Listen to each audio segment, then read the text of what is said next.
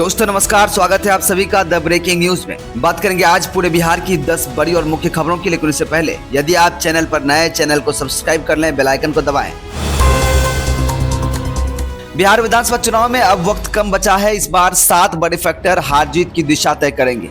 नीतीश कुमार की तबीयत और प्रशासन पर पकड़, बीजेपी की रणनीति, लालू तेजस्वी की लोकप्रियता, राहुल गांधी की सक्रियता, विपक्ष की एकता, युवाओं का रुझान और महंगाई जैसे मुद्दे अहम रहेंगे।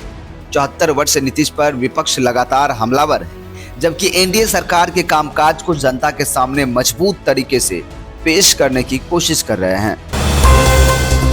मुजफ्फरपुर में चंदवाड़ा कुर्बान रोड में एक ही परिवार के 8 सदस्य वोटर लिस्ट में अलग अलग मकान नंबर में दर्ज है।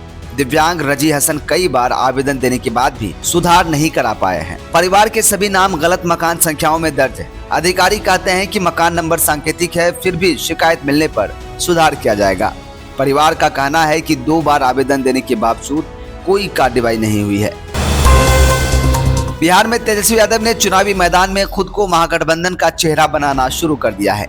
लालू यादव की विरासत संभालने के बाद तेजस्वी लगातार नीतीश सरकार पर निशाना साध रहे हैं। 2020 के चुनाव में तेजस्वी ने अकेले ही महागठबंधन की कमान संभाली थी।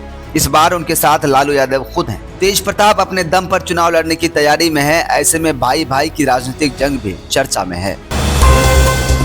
एनडीए में सीट बंटवारे को लेकर खींचतान तेज हो गई है। हम पार्टी के प्रमुख जीतन राम मांझी ने साफ कहा कि वे 15 से कम सीटों पर समझौता नहीं करेंगे।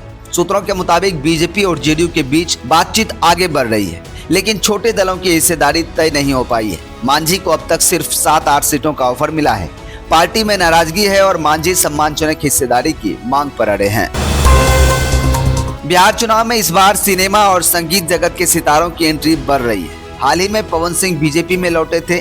अब लोक गायिका मैथिली ठाकुर के भी चुनाव मैदान में उतरने की चर्चा है। मैथिली ने बीजेपी नेताओं से मुलाकात की और कहा कि बिहार की सेवा करना चाहती है। उनका कहना है कि आत्मा बिहार से जुड़ी है और वे विकास में योगदान देना चाहती है। बीजेपी उन्हें प्रत्याशी बना सकती है।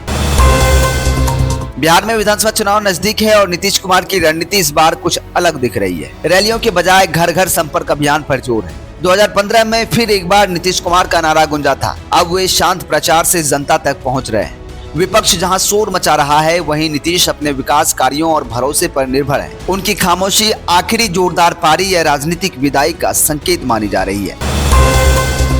महागठबंधन में सीट शेयरिंग पर खींचतान बढ़ गई है। तेजस्वी यादव की बैठक के बाद मुकेश सहनी ने पहले सहमति का दावा किया था, लेकिन अब वे नाराज नजर आ रहे हैं। आरजेडी, कांग्रेस और लेफ्ट के बीच तालमेल को लेकर भी मतभेद है। वहीं पशुपति पारस की एलजेपी और झामुमो की एंट्री की चर्चा तेज है। तेजस्वी को अब सहयोगियों को मनाने की चुनौती है ताकि विपक्ष एकजुट होकर एनडीए का मुकाबला कर सके।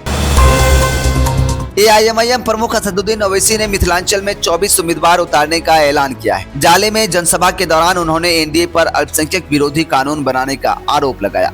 ओवैसी ने कहा कि वे मस्जिदों और खानकाह की हिफाजत के लिए लड़ाई लड़ेंगे। उन्होंने महिलाओं के खाते में पैसे डालने की योजना को दिखावा बताया और आरजेडी पर भी सीटों को लेकर नाराजगी जताई है। उन्होंने अल्पसंख्यकों को इंसाफ दिलाने का संकल्प दोहराया।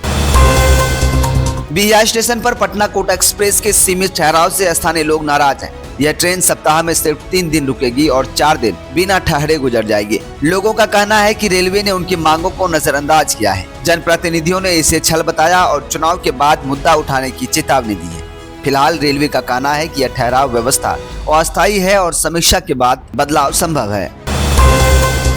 बिहार में मानसून के आखिरी दौर का असर जारी है। मौसम विभाग के अनुसार आज कई जिलों में बारिश और आंधी तूफान की संभावना है। सीतामढ़ी, मधुबनी, सुपौल, कटिहार, पूर्णिया और भागलपुर में भारी बारिश का अलर्ट जारी हुआ है। पटना, गया और बक्सर में हल्की बारिश रहेगी। उत्तर बिहार में बिजली गिरने और 40 किलोमीटर प्रति घंटे की हवाएं चल सकती है। किसानों को सलाह दी गई है कि वे सावधानी बरतें और फसलों को सुरक्षित रखें। तो दोस्तों, ये थी आज की बिहार से जुड़ी 10 बड़ी और मुख्य खबरें। खबर पसंद आया हो तो वीडियो को लाइक कीजिएगा, ज्यादा से ज्यादा शेयर कीजिएगा, चैनल को सब्सक्राइब जरूर कीजिएगा। इसको लेकर आपकी क्या राय है, अपनी प्रतिक्रिया जरूर दीजिएगा। हमें दीजिए इजाजत। जय हिंद।